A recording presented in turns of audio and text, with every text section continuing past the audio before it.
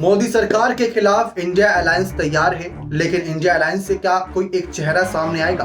क्या वह चेहरा कोई और नहीं नीतीश होंगे, राहुल होंगे, केजरीवाल होंगे या शरद पवार होंगे? कई सारे नाम हैं इस फहरिस्त में, लेकिन इन नामों में से कुछ ऐसे नाम भी हो सकते हैं जो सभी को चौंका दे, देश भर को चौंका दे।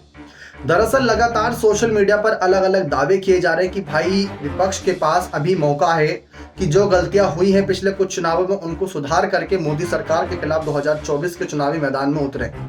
कांग्रेस पार्टी पिछले 20 साल के आंकड़े रख रही है कि 20 साल पहले हम ऐसे ही विधानसभा चुनाव हारे थे, लेकिन उसके बाद हमारी वापसी जबरदस्त हुई थी। लेकिन इस बार माहौल अलग है। हर किसी को पता चल चुका है कि मोदी लहर के आगे टिक पाना बहुत मुश्किल हो रहा है। लेकिन जैसा ही कहा कि गलतियों से सीखकर अगर आगे बढ़े तो फायदा हो सकता है। अब गलती कहाँ हो रही है ये भी हर कोई जानना चाहता है। देखा जाए तो ज्यादातर बीजेपी की जीत जो हो रही है मोदी ब्रांड की वजह से हो रही है, और विपक्ष को भी एक ऐसे ही चेहरे की आवश्यकता है जिसके दम पर अगर चुनावी मैदान में उतरे तो जनता आंख मूंद कर विश्वास करके उनको वोट देना पसंद करे कि हाँ, अगर कल को इनके हाथ में नेतृत्व आता है तो कहीं ना कहीं देश सुरक्षित हाथों में रहेगा। कई विश्लेषक का कहना है कि ऐसा नहीं कि मोदी को नहीं हराया जा सकता है। कर्नाटक में हराया था कांग्रेस ने, बीजेपी को हरा दिया था, हिमाचल प्रदेश में हरा दिया था, छत्तीसगढ़ में भी लगभग रोक ही दिया था, लेकिन अंतिम समय नतीजे बदल गए थे। तो हराया जा सकता है, ये बात सबको पता है, लेकिन उस हार का वजह कौन बनेगा वो चेहरा, या कौन बनेगी? तो इस फहरिस्त में कई नाम है, लेकिन उन नामों पर अगर हम चर्चा करें, अरविंद केजरीवाल दिल्ली की सत्ता में ही अपने आप में उलझे हुए हैं। राहुल गांधी हर बार आगे आते हैं, कॉन्फिडेंस अच्छा रहता है, लेकिन मुंह की खानी पड़ती है। दूसरी तरफ अगर बात करें नीतीश कुमार की भी, नीतीश को कहीं ना कहीं विपक्ष या पक्ष की पार्टी सामने से करें तो अपने चाल में फंसा ही लेती है, इसलिए नीतीश बार बार पाला बदलते रहते हैं, आपने देखा होगा। तो ये 2-3 नाम थे जो इस फहरिस्त में थे, लेकिन कुछ ऐसे नाम है जो बिल्कुल फ्रेश चेहरे के तौर पर उतर सकते हैं। उसमें महिलाओं के नाम है। पहला है ममता बनर्जी का नाम बहुत ही चौंकाने वाला हो सकता है, क्योंकि जैसा कि आप जानते हैं पश्चिम बंगाल के चुनाव के दौरान मोदी को कैसे चुनौती दी थी ममता बनर्जी ने। व्हील चेयर पर बैठकर मतलब जो खेला किया था वो आप जानते हैं। इनका दिमाग जो चलता है चुनावी माहौल में वो हर कोई वाकिफ है।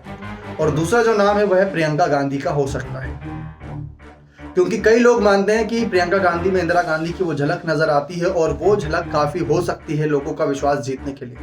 अब बदलाव करना है तो ये नाम हो सकते हैं, और इसमें एक और नाम ऐड करना चाहेंगे, वो है कांग्रेस के अध्यक्ष मल्लिकार्जुन खड़गे का। सोनिया गांधी ने भी हाल ही में उनके 50 साल के राजनीतिक कंप्लीट होने पर बुक लॉन्च के समारोह में शामिल होकर उनकी तारीफ करी थी। एक संकेत देने की कोशिश थी कि हाँ भाई, मल्लिकार्जुन खड़गे कोई बड़े नेता हैं। जनता को दिखाना चाहते थे कि उत्तर भारत में भी अब इनका दबदबा बनना है। दूसरी तरफ एक और नाम है, लेकिन वो इस इंडिया अलायंस में शामिल नहीं, वो नाम है मायावती का। लालू यादव और नीतीश और कांग्रेस की सोनिया गांधी भी जानती हैं कि मायावती क्या ताकत है। इसी वजह से आज वही पार्टियां उनका वोट बैंक लूट रही है, सिवाय बजाय उनका साथ लेने के। अगर मायावती का साथ ले तो उनका वोट बैंक लूटने की जरूरत नहीं पड़ेगी। मायावती का साथ मिल जाएगा तो आपका कहीं ना कहीं नैया पार हो सकती है। लेकिन अगर यही सारे चेहरे मिलकर चुनावी मैदान में उतरे और मान लेते हैं कि अगर तीसरी बार सरकार आ जाती है, तो आप सोचिए कि पीएम मोदी का कॉन्फिडेंस यहां से यहां होने वाला है। क्योंकि अब तक तो पिछले 2014-2019 के चुनाव में क्या हुआ था कि पीएम मोदी को एक एक करके नेता चुनौती दे रहे थे, लेकिन उनकी चुनौतियां स्वीकार करना आसान बनना था। इस बार सारे नेता मिलकर चुनौती देंगे तो हराएगा कौन, कैसे हराएगा, सवाल वो भी। और अगर जीत जाते हैं तो कॉन्फिडेंस बहुत ऊपर जाने वाला है, इस बात में कोई दोहराए नहीं। बाकी आपको क्या लगता है कि वह चेहरा कौन सा होगा जो पीएम मोदी को रोक सकता है? अपने कमेंट सेक्शन में जोड़ दीजिएगा। बहुत बहुत धन्यवाद।